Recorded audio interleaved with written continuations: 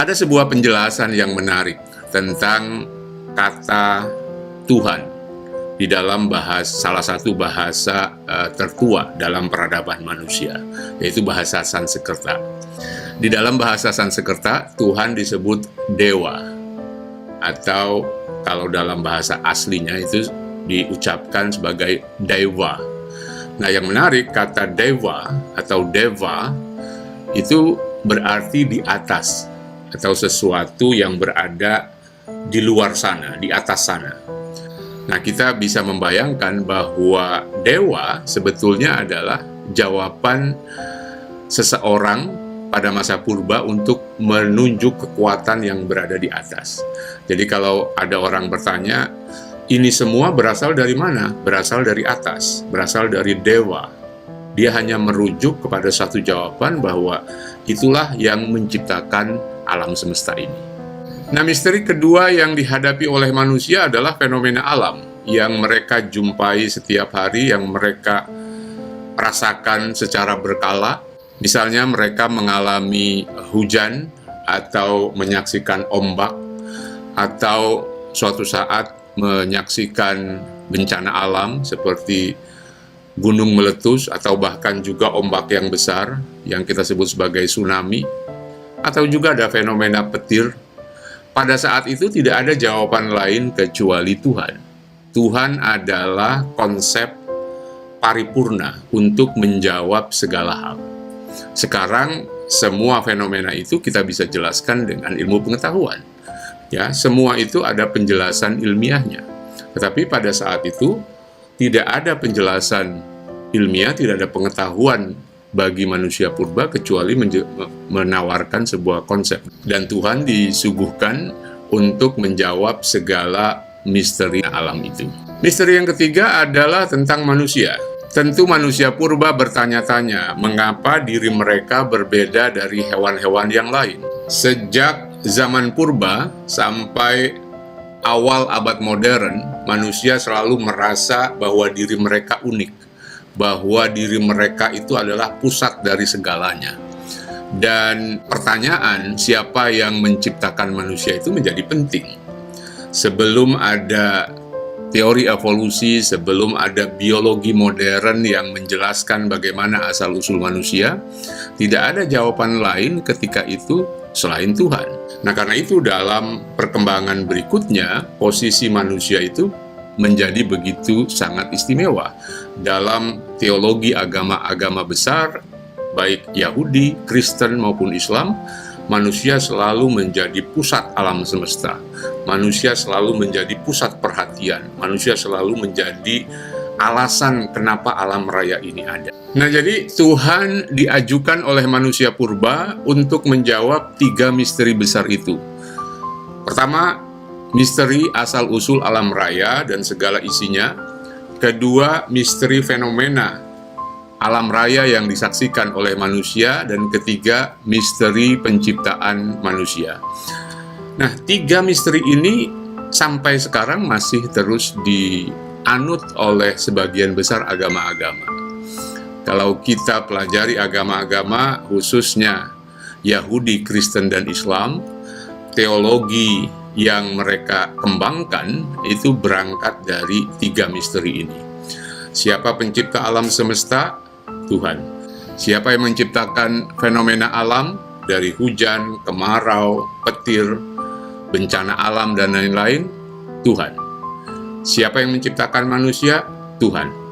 Nah, jadi pada dasarnya apa yang diperkenalkan oleh manusia purba itu masih terus dirawat dan dilestarikan oleh agama-agama modern. Pertanyaannya, mengapa ide Tuhan masih terus hidup sampai sekarang? Mengapa manusia modern masih terus menggunakan jawaban manusia purba pada masa silam, bahwa Tuhan adalah penjelas dari segala hal yang mereka saksikan, sebagai penjelas dari asal-usul alam semesta, sebagai penjelas dari fenomena alam, sebagai penjelas dari penciptaan manusia. Menurut saya ada 2 alasan mengapa orang-orang modern masih terus mengikuti pandangan purba. Yang pertama adalah karena mereka terperangkap dalam satu sistem yang disebut sebagai institusi agama. Kita tahu bahwa agama sejak kemunculannya selalu menggunakan kekuatan, selalu menggunakan otoritas untuk menjaga ajaran-ajaran atau doktrinnya. Agama-agama besar pada masa silam umumnya disebarkan lewat kekuasaan. Sebuah kerajaan mengadopsi agama dan kemudian menyebarkannya ke sebanyak mungkin manusia. Doktrin-doktrin yang diwariskan dari masa silam, dari era manusia purba, diabadikan lewat institusi agama. Dengan semakin canggihnya ilmu pengetahuan, dengan semakin beragamnya disiplin ilmu-ilmu agama, termasuk teologi di dalamnya, konsep-konsep lama atau jawaban-jawaban lama diberikan argumen baru, diberikan landasan teologi. Tuhan yang sebelumnya hanya sebuah konsep yang tidak begitu jelas, diberikan landasan, diberikan teori, diberikan argumen-argumen agar meyakinkan kepada orang lain. Karena itulah selama abad pertengahan kita menemukan begitu ramainya perdebatan tentang bukti-bukti atau argumen-argumen keberadaan Tuhan. Alasan kedua, mengapa manusia modern masih terus mengikuti jawaban manusia purba tentang misteri alam ini adalah karena mereka tidak mengikuti perkembangan ilmu pengetahuan. Atau kalau mereka mengikuti perkembangan sains dan ilmu pengetahuan, mereka tidak mengikutinya secara penuh. Mereka tidak memahaminya secara sempurna. Segala jawaban yang diberikan oleh manusia purba terhadap misteri alam, sesungguhnya sebagian besar sudah dijawab oleh ilmu pengetahuan modern. Saya tidak ingin mengatakan bahwa seluruh misteri alam raya ini sudah dijawab oleh sains modern, tapi sebagian pertanyaan yang diajukan oleh manusia purba itu sudah dijawab dengan sangat meyakinkan oleh ilmu pengetahuan.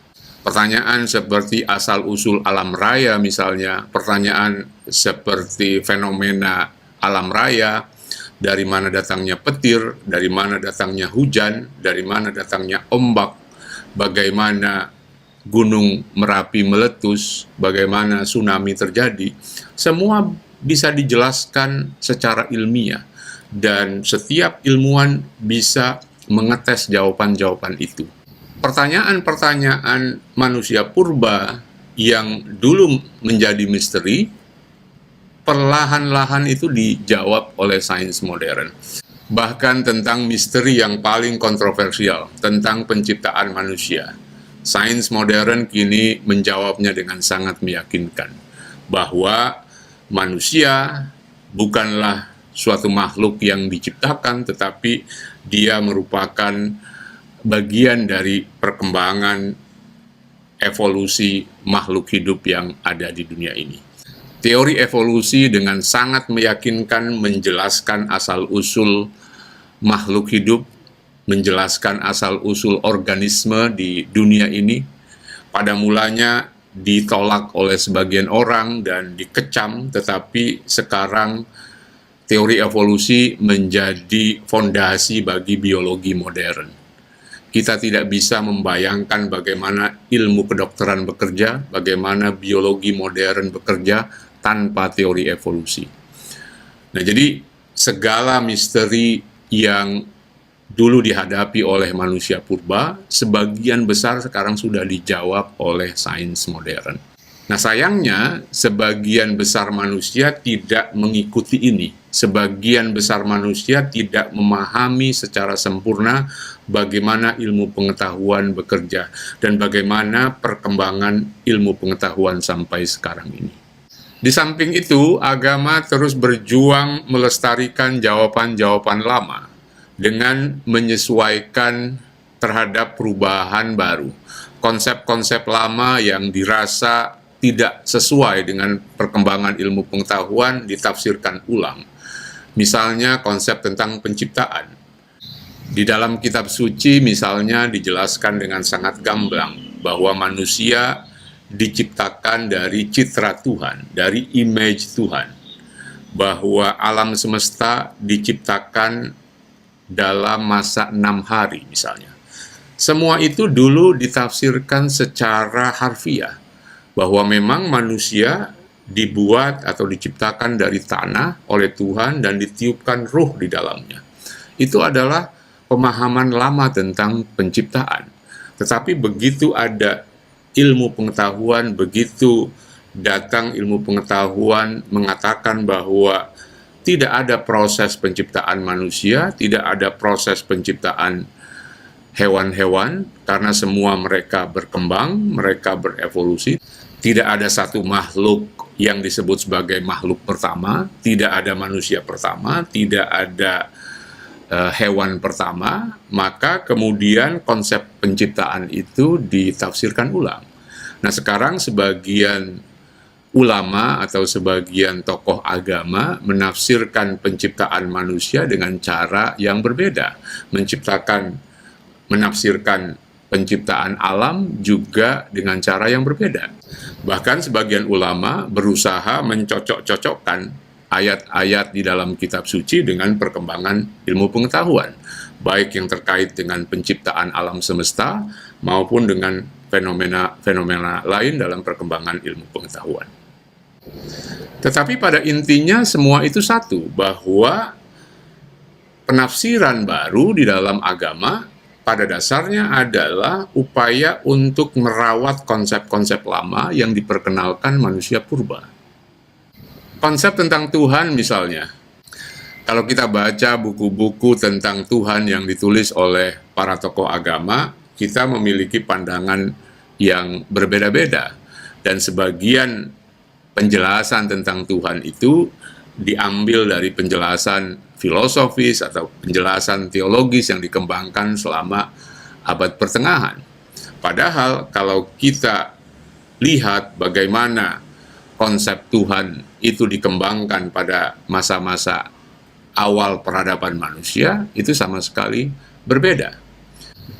Konsep Tuhan yang diperkenalkan oleh manusia purba yang sebelumnya hanya dimaksudkan sebagai jawaban terhadap misteri alam raya menjadi sesuatu yang lebih kompleks.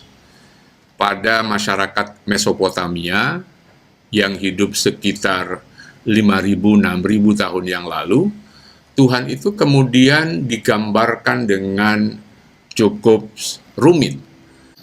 Mereka menggambarkan Tuhan dengan cara yang sangat beragam, yang kemudian kita kenal dengan konsep politeisme, bahwa Tuhan itu bukan sesuatu yang tunggal, tetapi Tuhan itu ada banyak. Setiap benda atau setiap fenomena alam semesta memiliki Tuhan sendiri. Itu yang menjelaskan kenapa kemudian ada Tuhan matahari, ada Tuhan bulan, dan setiap benda-benda yang diagungkan oleh manusia diwakili oleh Tuhan. Nah, dalam perkembangan selanjutnya, setiap bangsa atau setiap negara, setiap kerajaan itu memiliki konsep sendiri tentang Tuhan. Dan bahasa memiliki peran penting di sini. Setiap bangsa memiliki bahasa yang unik, dan dari sanalah mereka mengembangkan konsep Tuhan.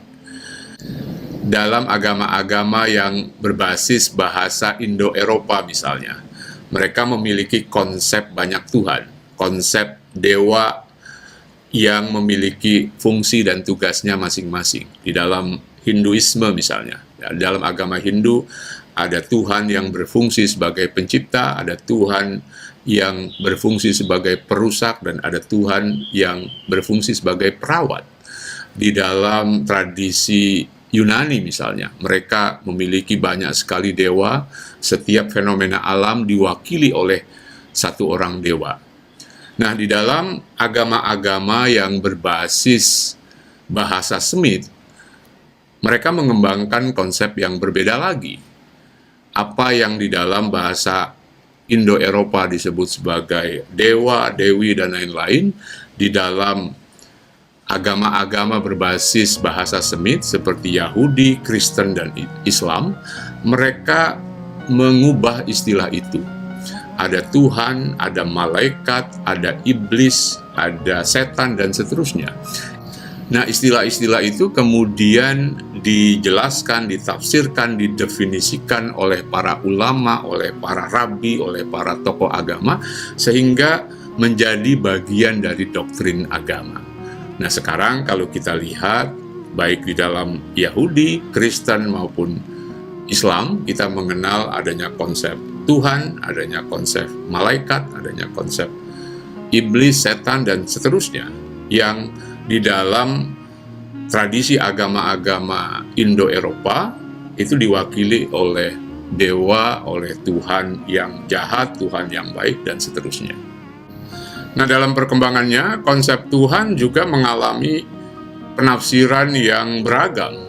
Sebagian ilmuwan berusaha memahami ulang konsep Tuhan yang mereka dapatkan dari agama-agama besar. Mereka tidak lagi memahami Tuhan sebagai figur yang bersifat antropomorfis atau seperti manusia, di mana Tuhan memiliki kekuatan, di mana Tuhan berada di atas, di mana Tuhan memiliki kekuasaan. Sifat-sifat itu semuanya adalah sifat-sifat manusia. Nah, pemahaman teologis tentang Tuhan umumnya bersifat antropomorfis, bahwa sifat-sifat Tuhan itu diderivasi, diambil dari sifat-sifat manusia. Nah, para ilmuwan berusaha menafsirkan ulang konsep ketuhanan itu. Spinoza misalnya, salah satu filosof yang pandangannya kemudian diikuti banyak saintis modern, mengatakan bahwa yang disebut Tuhan pada dasarnya adalah sesuatu yang bersifat imanen. Spinoza tidak percaya bahwa ada sesuatu di luar alam semesta. Dia tidak percaya dengan penggambaran Tuhan yang bersifat transenden. Tuhan sepenuhnya bersifat imanen, ada di dalam alam raya. Nah, pandangan Spinoza ini dikenal di dalam pembahasan filsafat atau pembahasan sufisme sebagai pandangan panteistik, bahwa Tuhan dan alam raya menjadi satu kesatuan. Ini memerlukan pembahasan sendiri. Nanti saya akan menjelaskan tentang konsep-konsep Tuhan menurut para ilmuwan. Untuk hari ini kita cukupkan dulu sampai di sini. Kita jumpa lagi di pembahasan yang lain. Salam.